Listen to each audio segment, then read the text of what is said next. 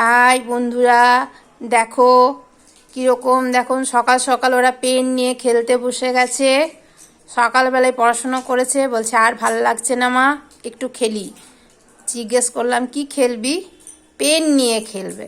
আমি তাই স্নান করে বেরিয়ে এসে দেখছি ও বাবা, ওরা কত পেন জোগাড় করেছে দেখুন।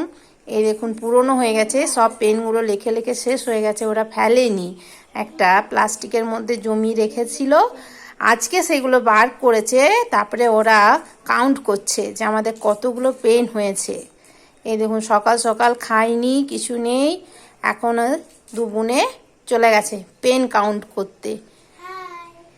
এই দেখুন পড়াশোনা হয়ে গেছে, বইকে গুছিয়ে রেখে দিয়েছে, এবার পেন নিয়ে খেলতে বসে গেছে। মা সরস্বতীর ছুটি চলছে। ও আবার বলছে মা সরস্বতীর নাকি এখন ছুটি, রেস্ট। তাহলে আর কি করা যাবে, রেস্ট হোক একটুকু। এবারে তাহলে রাখি বন্ধুরা।